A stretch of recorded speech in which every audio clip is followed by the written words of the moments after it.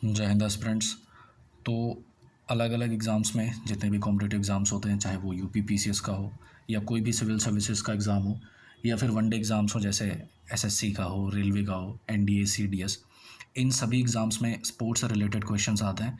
और ख़ास करके जितने भी स्पोर्ट्स के अवार्ड्स होते हैं उनको प्रिपेयर करना काफ़ी इंपॉर्टेंट हो जाता है हमें अपने एग्ज़ाम के लिए। तो उसी सीरीज़ में ये एक पीडीएफ है जो कि ऑफिशियल जो पीआईबी है, प्रेस इन्फॉर्मेशन ब्यूरो, उसकी ऑफिशियल पीडीएफ है।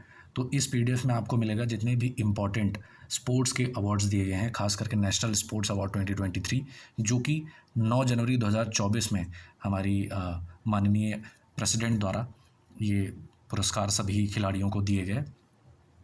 तो ये काफ़ी इम्पॉर्टेंट बन जाता है आपके एग्ज़ाम्स के लिए। तो आई होप इसको आप ध्यान से देखेंगे और अपनी प्रिपरेशन को और मजबूत बनाएंगे। तो शुरू करते हैं। स्टार्टिंग है तो भाई, नेशनल स्पोर्ट्स अवार्ड 2023 किसके द्वारा अनाउंस किया गया? तो ministry of youth affairs and sports के द्वारा इसको अनाउंस किया गया। एंड जो प्रेसिडेंट ऑफ इंडिया हैं माननीय द्रौपदी मुर्मू जी, उन्होंने इस अवार्ड को 9 जनवरी 2024 को सभी को कन्फर किया था। ठीक है। अब जैसे कि बात करें कुछ इंपॉर्टेंट, जैसे सबसे ज़्यादा इंपॉर्टेंट बन जाता है कि मेजर ध्यानचंद खेल रत्न अवार्ड 2023, तो दो लोगों को एक साथ दिया गया जो कि हैं चिराग चंद्रशेखर शेट्टी एंड रंकी रेड्डी सात्विक साईराज। तो इन दोनों को एक साथ ही अवार्ड दिया गया। दूसरी बात यह है कि अर्जुन अवार्ड्स काफ़ी इंपॉर्टेंट हो जाते हैं। टोटल 26 लोगों को अर्जुन अवार्ड दिया गया है। ठीक है। तो ऐसे ही इंपॉर्टेंट पॉइंट्स हैं। अभी हम देखेंगे जितने भी 26 लोग हैं उनका नाम देखेंगे, किस फील्ड से बिलोंग करते हैं, यानी कि किस स्पोर्ट्स में वो खेलते हैं। ठीक है। तो ये सारी चीज़ें डिटेल में देखेंगे। और सबसे अच्छी बात यह है कि ये ऑफिशियल पीडीएफ है प्रेस इन्फॉर्मेशन ब्यूरो का। तो शुरू करते हैं। तो भाई दिया गया ये राष्ट्रपति भवन में 9 जनवरी 2024 को। अब सबसे पहले हम देख लेते हैं मेजर ध्यानचंद खेल रत्न अवार्ड्स को। तो दो लोगों को दिया गया, अगेन श्री चिराग चंद्रशेखर शेट्टी और रंकी रेड्डी सात्विक साईराज। ये दोनों बैडमिंटन के प्लेयर्स हैं। इन दोनों को मेजर ध्यानचंद खेल रत्न अवार्ड 2023 दिया गया है। ठीक है। फिर अब आ जाते हैं हम अर्जुन अवार्ड्स पे। काफ़ी ज़्यादा इंपॉर्टेंट है। टोटल 26 लोगों को दिया गया और एग्ज़ाम में पूछ लेता है, नाम दे देगा और पूछ लेगा कि ये किस गेम से संबंध रखते हैं, या फिर ऐसे पूछ सकता है कि 4 ऑप्शन दिया रहेगा और उनमें से पूछेगा इनमें से किसको अर्जुन अवार्ड से सम्मानित किया गया है। तो जिनमें एक सही होगा या बाकी 3 गलत होंगे, या फिर स्टेटमेंट बेस्ड भी पूछ सकता है कि इनमें से 2 ऐसे कौन हैं जिनको अर्जुन अवार्ड से सम्मानित किया गया है। तो आप ध्यान से देखिएगा। तो सबसे पहले हैं ओजस प्रवीण देवताले, आर्चरी की फील्ड में इनको अर्जुन अवार्ड से सम्मानित किया गया। फिर हैं अदिति गोपीचंद स्वामी, इनको भी अर्जुन अवार्ड दिया गया और ये भी आर्चरी से संबंध रखती हैं, जिसको तीरंदाजी कहते हैं। फिर आते हैं श्री शंकर एम, ये एथलेटिक्स की फील्ड में इनको अर्जुन अवार्ड से सम्मानित किया गया। फिर आती हैं पारुल चौधरी, ये एथलेटिक्स से संबंध रखती हैं, इन्हें भी अर्जुन अवार्ड से सम्मानित किया गया। तो ये बेसिकली टोटल 26 लोगों की लिस्ट है जिनको अर्जुन अवार्ड से सम्मानित किया गया है। मैं उनका नाम बता दे रहा हूँ और वो किस स्पोर्ट्स से संबंध रखते हैं। ठीक है। तो मोहम्मद हुसमुद्दीन ये बॉक्सिंग के प्लेयर हैं। फिर मिस आर वैशाली, ये चेस की प्लेयर हैं। फिर मोहम्मद शमी जी जो कि क्रिकेट के प्लेयर हैं। मोहम्मद शमी जी, इनको क्रिकेट की फील्ड में अर्जुन अवार्ड से सम्मानित किया गया।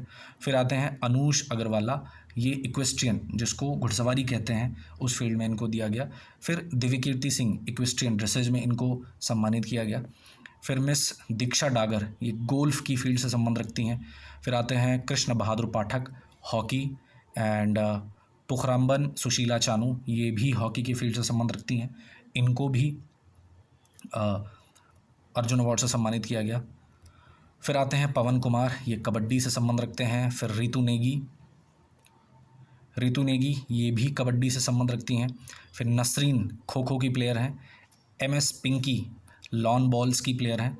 श्री ऐश्वर्य प्रताप सिंह तोमर, ये शूटिंग के प्लेयर हैं। मिस ईशा सिंह, ये भी शूटिंग के प्लेयर हैं। फिर श्री हरिंदर पाल सिंह संधू, इनको भी स्क्वैश की फील्ड में अर्जुन अवार्ड दिया गया। फिर अहिका मुखर्जी टेबल टेनिस से संबंध रखती हैं। सुनील कुमार जी रेसलिंग से संबंध रखते हैं, इनको अर्जुन अवार्ड से सम्मानित किया गया। मिस अंतिम, ये रेसलिंग की प्लेयर हैं, इनको अर्जुन अवार्ड से सम्मानित किया गया।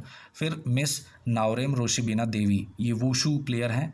वुशु सांडा एक रेसलिंग टाइप का, एक बेसिकली मार्शल आर्ट का एक वेरिएशन है, उसकी फील्ड में इनको सम्मानित किया गया। तो पूछ सकता है किस किस गेम से संबंध रखती हैं, तो वुशु।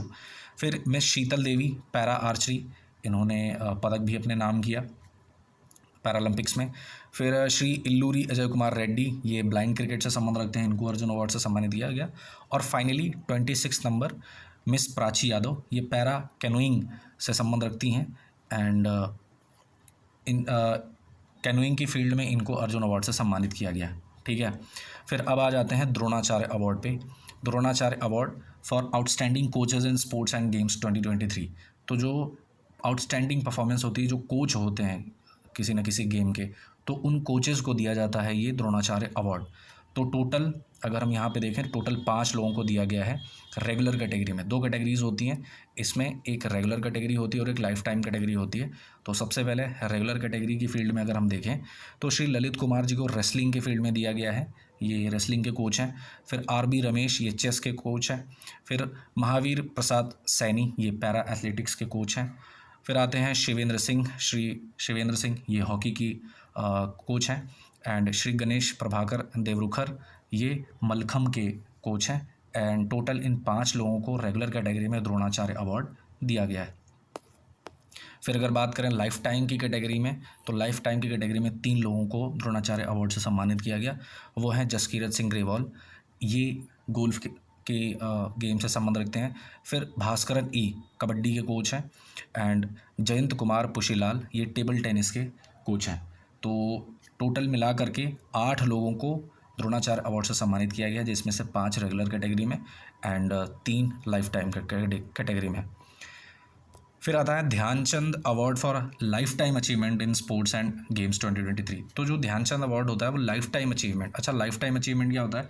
यानी कि कोई ऐसा प्लेयर है जो कि अपनी जो लीगल एज है, legal age in the sense कि जब तक वो गेम को परफॉर्म करते हैं, जब तक वो गेम खेलते हैं, उसके बाद भी जब वो गेम से रिटायरमेंट ले लेते हैं, उसके बाद भी वो उस पर्टिकुलर गेम की फील्ड में काफ़ी अच्छा योगदान देते हैं, तो उस फील्ड में उन्हें लाइफ टाइम अचीवमेंट दिया जाता है। तो ऐसे ही Dhyanchand award for lifetime achievement दिया गया टोटल 3 लोगों को।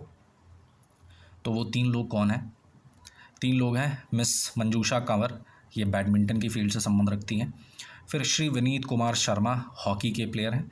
एंड मिस कविता सेल्वराज, ये कबड्डी के फील्ड से संबंध रखती हैं।